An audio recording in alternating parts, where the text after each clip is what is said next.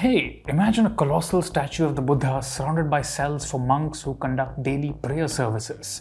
That might be how we imagine a Buddhist monastery today, but for many who lived in present-day Sri Lanka 1,000 years ago, that was what a hospital looked like.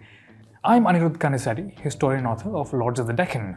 Welcome to Thinking Medieval, where every week we tell you something new about our complex, innovative past. Always feel free to check out our research and citations below and join us in figuring out how to think about our messy, bloody, dazzling history. Religious leaders throughout history have sought to care for their followers in various ways, and Buddhists were no exception. In fact, excavation projects in Sri Lanka have come up with the ruins of medieval monastic hospitals of a scale that hasn't yet been seen anywhere in South Asia, even in India with its long-standing Ayurvedic tradition. With new archaeological data, we can now reconstruct these medieval healthcare administrations, endowments, and facilities.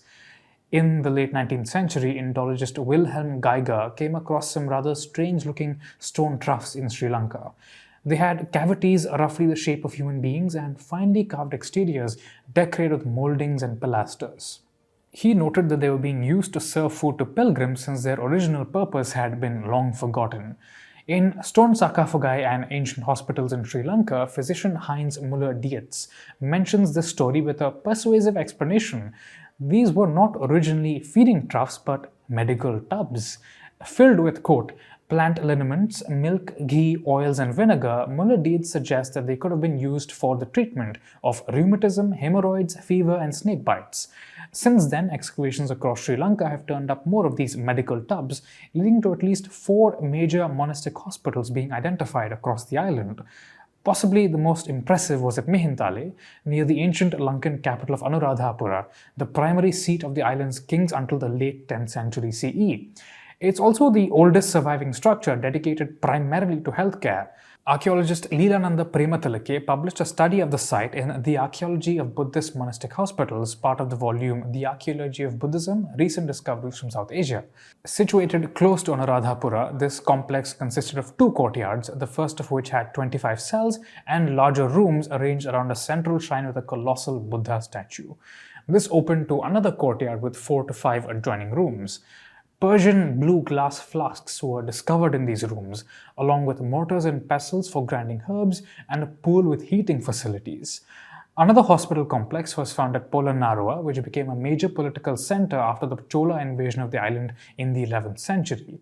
Here, excavations found that ceramics imported from China were being used for storing ingredients and medicines.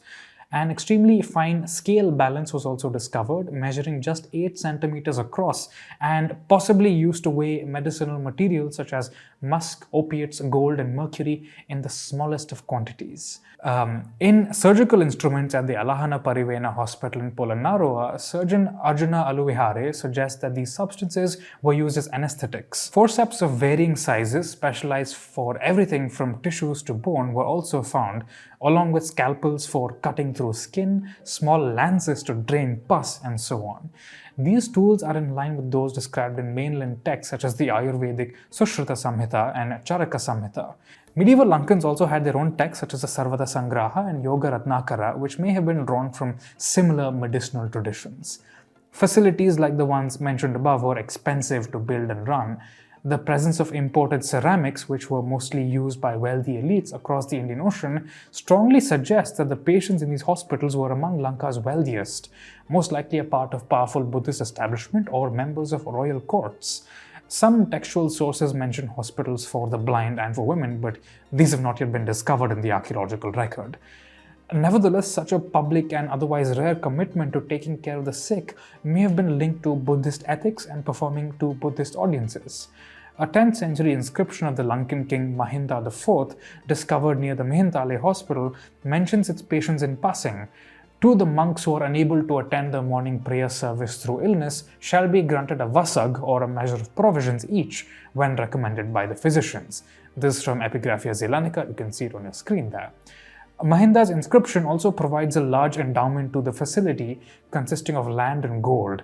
It was also allowed to appropriate the produce of villages cultivated by tenants, thus suggesting that the monastic hospital was a landlord in its own right. It appears to have been attached to a larger monastery but functioned semi-autonomously and focused on caring for sick monks. Buddhist monastic hospitals employed physicians of various ranks. They included doctors, persons dispensing medicinal remedies, and those applying leeches. All were referred to rather flatteringly as your lordship. Their salaries consisted of land and rice, but not exactly in generous proportions. It's possible that they expected payments from patients or from their sponsors. Monastic hospitals also employed administrative officials, but on very strict terms. These officials were forbidden from giving orders to the medical staff and had to be very careful with managing the hospital's land lest they be investigated and banished. They were either paid a direct salary from hospital lands or granted their own land to cultivate as a living or jivel.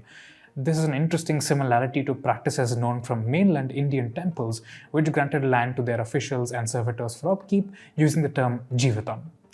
More research remains to be done as to whether religious establishments in mainland India also ran such healthcare facilities of such a scale, or whether this was a unique feature of the Lankan landscape. Either way, such administrative arrangements indicate that medieval South Indians and Lankans had much in common. The tools discussed earlier also reveal that medieval Lankan physicians were familiar with South Asian medicinal practices. Prema Tilake claims that some Lankan manuscripts were discovered with acupuncture diagrams, which also suggests that physicians on the island were aware of East Asian medicinal practices as well.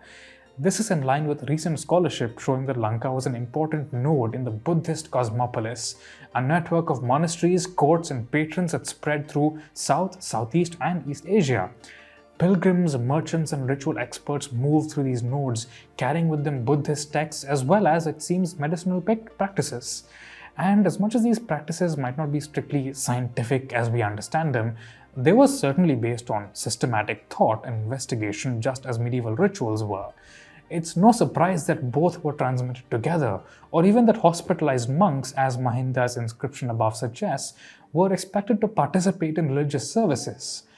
The globalized nature of the medieval world appears in the most unexpected of places, as does the deep intertwining of pre-modern religious belief, scientific practice, and political patronage. If you have questions or comments, we'd love to hear them.